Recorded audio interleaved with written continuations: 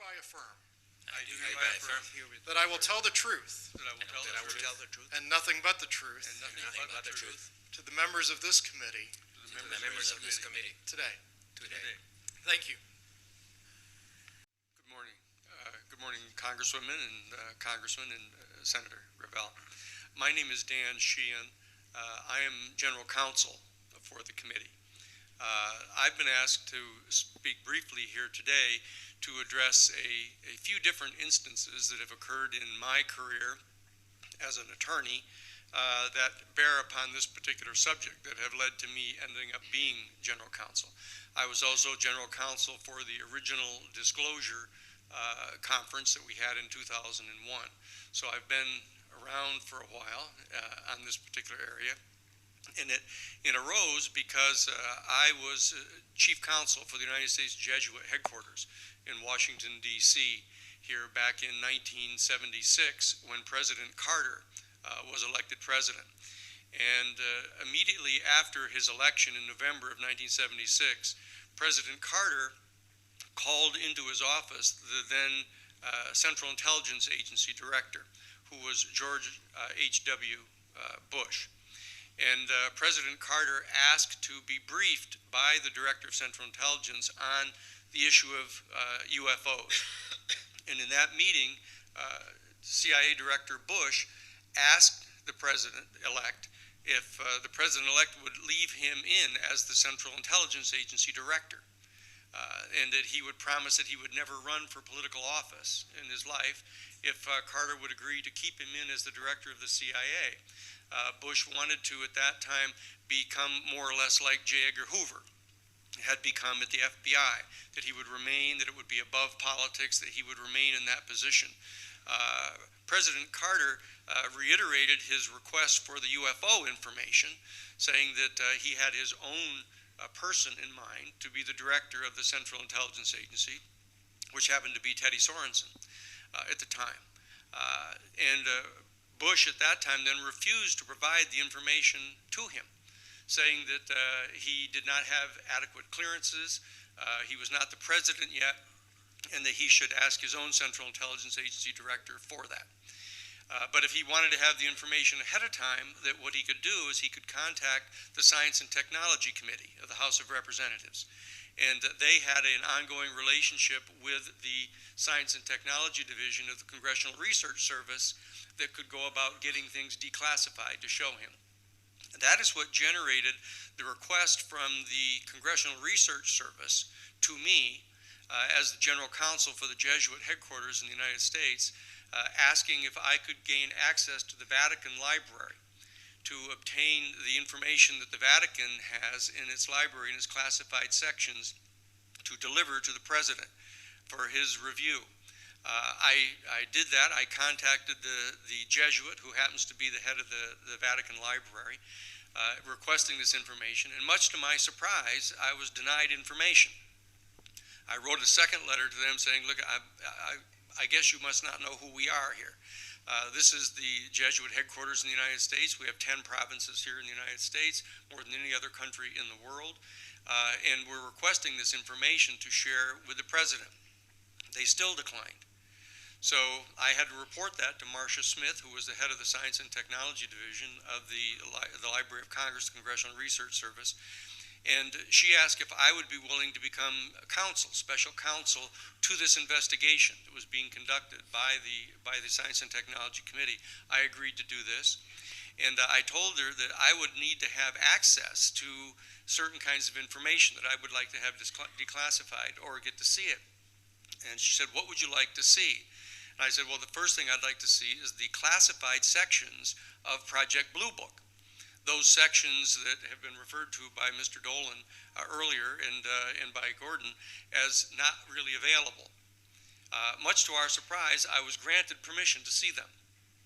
And they brought them to Washington, and they brought them over to the Jefferson Building, the extension to the Congressional Library, before it was even open. The brand new building that they built across the street, remember? And so I was invited to come over there. I went over there. No one else was in the building. They had security people at the door. I went over and I was brought downstairs into a room where they had these shoe boxes with microfilm in them and documents, etc. And in my review of those documents, I came upon photographs of unquestioned UFOs. It wasn't any question about what they were. It wasn't a light in the sky. It wasn't a vague report about having seen something going very fast by. These were photographs, official United States Air Force photographs, some taken through gun sites, but another one of a crashed saucer on the ground. That there was snow in the photographs. It showed the saucer had hit into a field and had plowed across the field and was stuck into a snowbank set up about a 45-degree angle. And I could see in the photographs U.S. Air Force personnel dressed in heavy parkas, taking actually film with those two cameras with the great big camera circles on top, the films like this, so it must have been in the 1950s.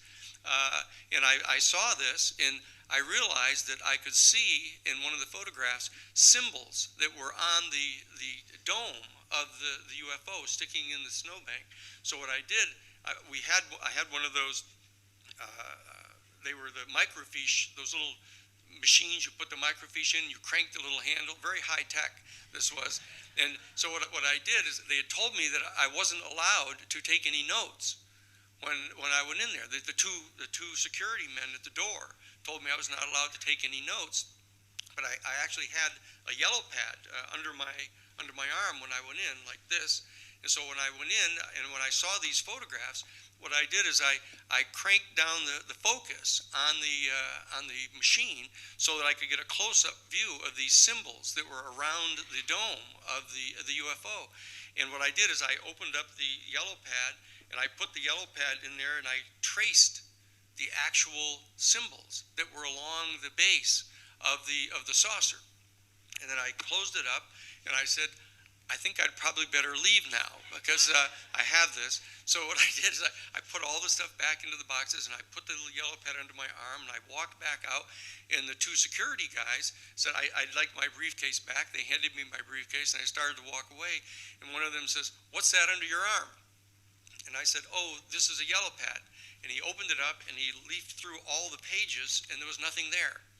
And so, because I had put it on the inside of the cardboard. And so I took that back with me to Jesuit headquarters, and I brought it to Father Bill Davis, who was my superior at the Jesuit headquarters, and we then agreed to go. We gathered all 54 of the major religious denominations, their Washington, D.C. offices, and we brought them into a meeting, and we proposed to them from the Jesuit national headquarters that we establish as a priority having the churches try to ascertain what information we could get, and that we would get the backing of the churches and then go to the Vatican Library and see if we could start to address this. Now, that is what we did. And Father Bill Davis, when I asked him this, he got puzzled, and he reached down and he pulled open the drawer out of his desk at the Jesuit headquarters, right over by DuPont Circle, 1717 Mass Ave is where we were. And he opened up the drawer and he pulled out a photograph. And he said, this is a photograph that I got from my sister.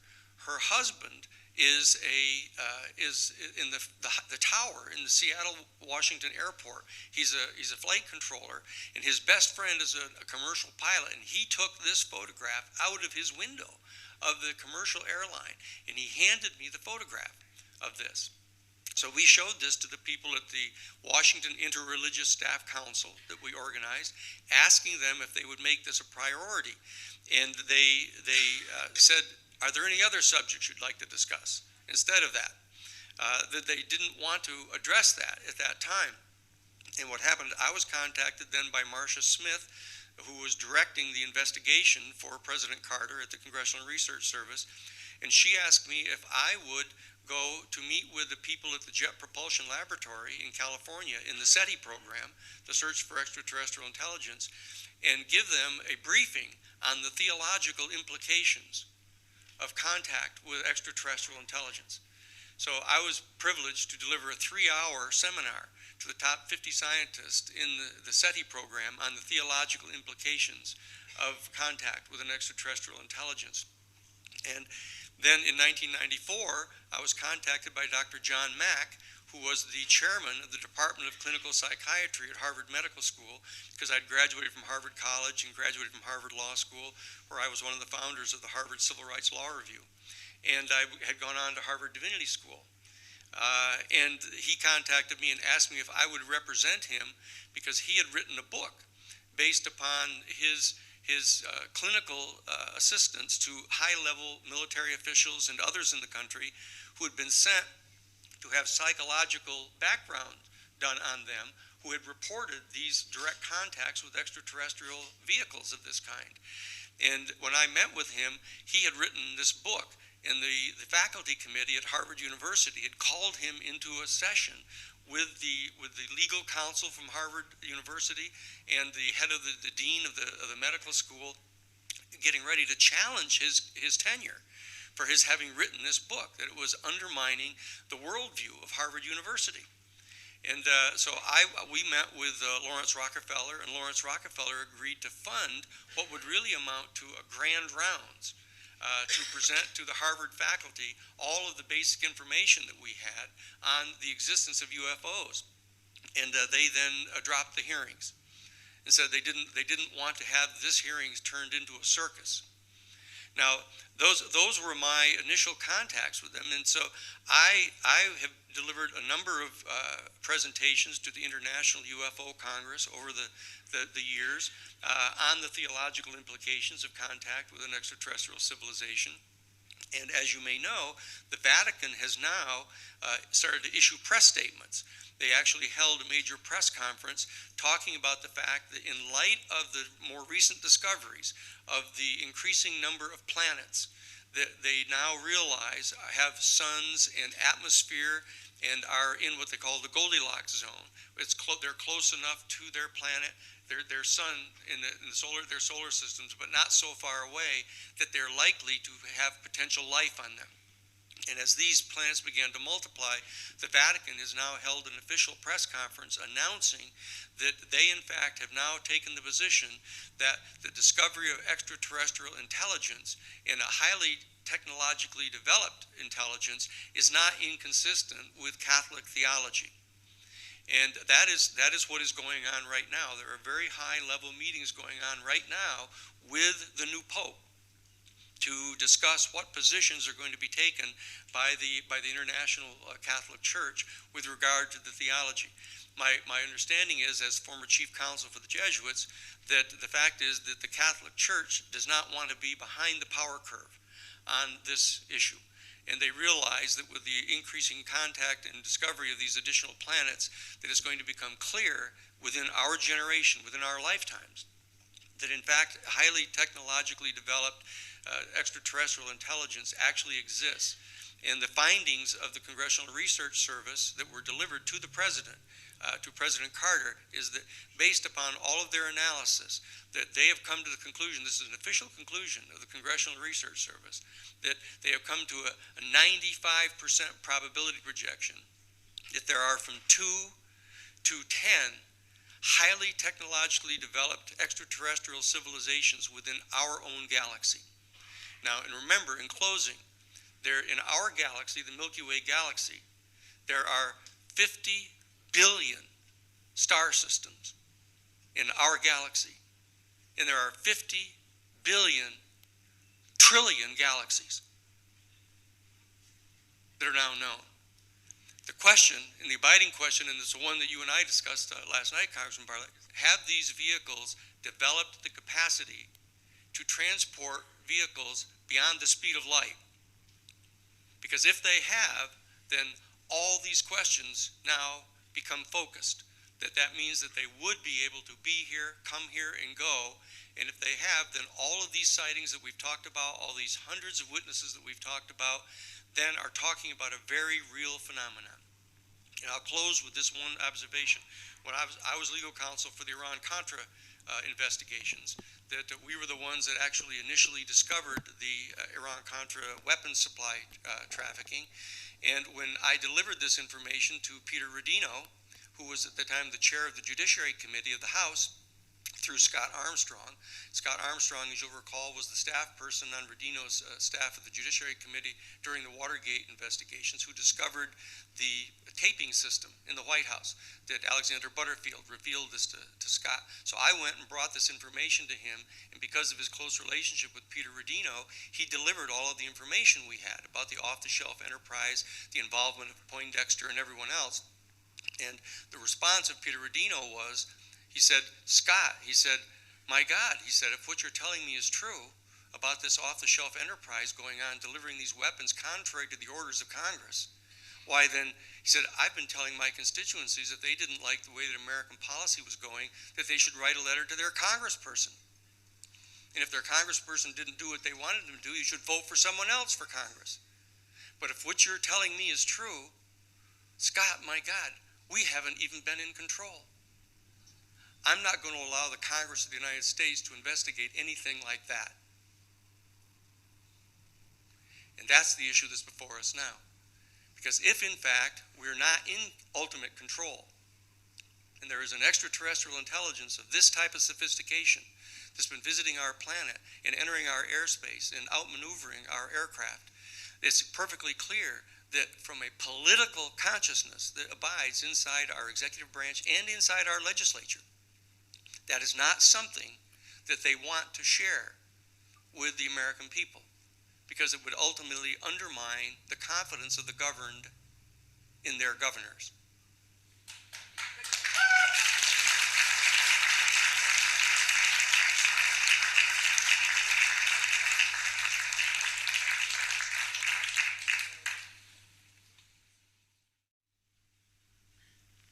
My name is Lieutenant Colonel Richard French. I am one of the writers of the original Air Force Blue Book. I was a student at Oregon State starting in 1947, and in my junior year I was asked what specialty I wanted to be assigned when I graduated. An advisor told me about the Office of Special Investigations. It sounded like an exciting and glamorous job, so I volunteered. Brigadier General Carroll, a former FBI director of the Washington District, was commissioned as an Air Force general and assumed command of the OSI. The OSI, of course, was also given the added responsibility of investigating the phenomenon of unidentified flying objects. The OSI assignment required that I have final top secret clearance granted before I could even report for duty. That caused a delay in my reporting because I, in fact, am adopted and all of my medical and birth records and all that are sealed. After a year, they straightened out that mess, and I reported to DO-20 at McCord Air Force Base, Washington. There, my training officer was a special agent named John Dreyhos. Under his supervision, I began investigating UFO reports and recording the incidents in the Air Force's Blue Book. The most controversial UFO incident that occurred in my early training and deserves special mention because of its unique factor. An F-100D pilot they launch the Ds, they launch them normally in twos rather than fours like tactical fighters. Anyway, he pulled up on this UFO and it was approximately 30 yards directly behind the thing. The F-86D carries a total of 36, 2.5 inch, or 2.5, let me get this straight, carries 36 of those 2.5 inch rockets, and they're carried in a pod that drops, and it drops and it automatically fires when it comes down. Well, he got the clearance to fire, which kind of surprised everybody, but he blew that UFO out of the sky. But the problem is that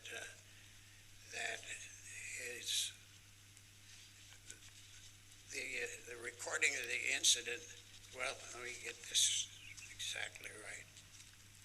The UFO intercept violated the prohibited zone at Hanford's Atomic Energy Facility. He was a wingman and pulled up straight ahead and was given a clearance to fire. When the weapon fired, the pod dropped, but his airplane exploded. They drug the the Columbia River, in a 60-mile area, and they never found a piece or a part or anything even pertaining to it. And now I mentioned that I had just a very fast look at the magic report. I hope you people are familiar with it, but if you're not, it is the original report that was prepared. President Truman was the chairman. The people who were on that committee, and I did get a very quick look at it, but I can easily remember who they were because of who they were. They included the chiefs of the president, of course, and also the chiefs of staff of all of the armed forces, arms of the United States. In other words, the chief of naval operations and the head of the Coast Guard, and on and on. And that terminates my presentation.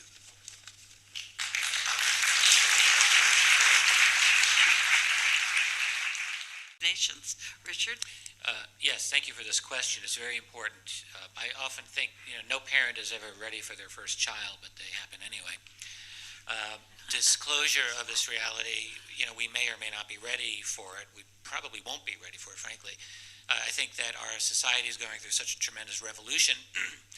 This isn't 1990, it's certainly not 1950, and so we have capabilities today that I think are forcing this issue out. WikiLeaks didn't exist 10 years ago because it couldn't exist. There wasn't a global infrastructure. Cell phone cameras, all of this is all new. So I think something's going to happen that's going to force this out front and center. And my suspicion, I can only guess, is that those people who have knowledge on this, and I think there are such people, must be aware. They must be aware that they cannot keep this secret forever. I think the wise thing to do would be judiciously and responsibly to begin allowing some of this information out. Maybe there are controlled leaks today. I do think that when this matter is out on the table, that doesn't mean all the answers will be there. It just means that we'll be able publicly, without all joking and ridicule, to be able to talk about it as a public policy issue. I also think that this will necessitate a geopolitical revolution. You mentioned the issues of U.S. national security. Well, there's other countries in the world, and they're all going to be affected by this. And so it will have to be necessary for there to be a true United Nations, something that actually works, that people can believe in. Because without this, I have more combat than virtually anyone you'll ever meet. I have more than 800 combat missions, 860 in jet fighters. So I'm not afraid of battle. Obviously I think not. the dumbest thing we could possibly do is weaponize space. And I've been in that argument several times, and it would be absurd to do that. Thank you. Thank you. Good. Enough. Cyberspace. 1 minute is all we have. It's quite clear that the technology that seems to be at the disposal of this civilization is able to access. If the FBI can tap into your internet, then clearly they can too. So they're undoubtedly monitoring all the communications that are going on. And I would dare say that there is a process going on of feathering into our culture information, technology, etc., that is going to soften this blow. That there's a process going on of released information, of contact information, etc. And I find it, based on 40 years of doing these kind of investigations of Watergate, Iran-Contra, and others that I've been directly involved in, that there's clearly going to be a decision made by very high-level people above all of our pay grades here, I say with all due respect from Congress people, that there'll be a decision made to start feathering information into the culture to prepare our people for this rather gradually, which has been going on now for the last 60 years. I think we're finished. Thank you. Congresswoman Kilpatrick. Thank you very much. I think I want to start with the Colonel. I served on the Air Force Academy Board for about 6 years in my 12-year tenure, 14 years in Congress. Served on the Appropriations Defense Committee, first African-American woman ever to serve there. There's only been 3 in the history of our 2,000-year country. It's outrageous. we really believe that women have something to offer. So I really appreciate your service. Right. We come from a let's work this out kind of thing, so we wouldn't have this problem when we control the world. But having said that, Colonel, I really appreciate your service, your time, your dedication, 800 plus. I've been all over the world with the Defense Department, and it's been quite an experience for me, and it's really capitalized and captured my tenure in Congress, really. Why is it that when you were there, you couldn't talk about it? Everything I've read and seen, everybody hush-hushed it. I know, wait, let me do it. I want you to do the whole question. I know a lot of it's, from the presidential right on down to the Joint Chiefs of Staff, and one of you all spoke to that, and we're going to get back. You didn't call it by that name, but that's kind of what it was, that Truman had exactly, as a matter of fact. Why is it now that you're at the table discussing it with us, acknowledging that it is? Probably it's because I'm in my 80s. Praise God, okay. Now, here's the problem.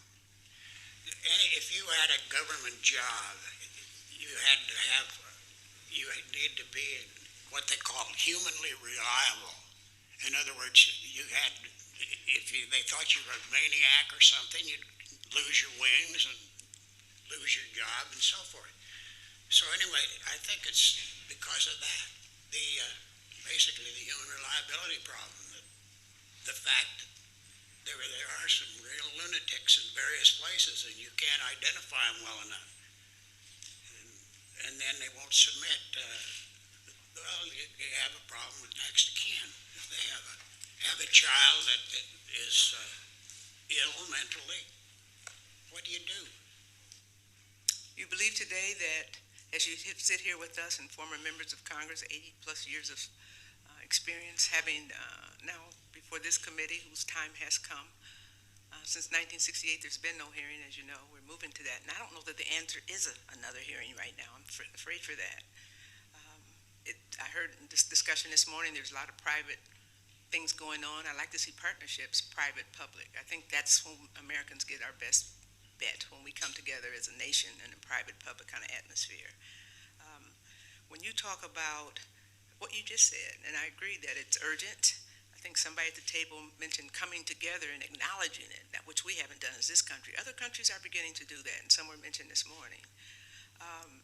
Do you think the Air Force will ever come to that point? And is it a domestic, international partnership that we need? How would you begin it? You come with the credibility. It's necessary, and I don't think we got much choice. Something's got to be done. Right. And you all have to help us formulate that, too. I agree with that. Thank you very much for your service. Mr. Sheehan, you talked about which is worse. That's how you ended that dynamic presentation that you had. Which is worse? Do we try to put this together and save ourselves with the world? Or do we continue to put our heads in the sand that it doesn't exist and you know that it does?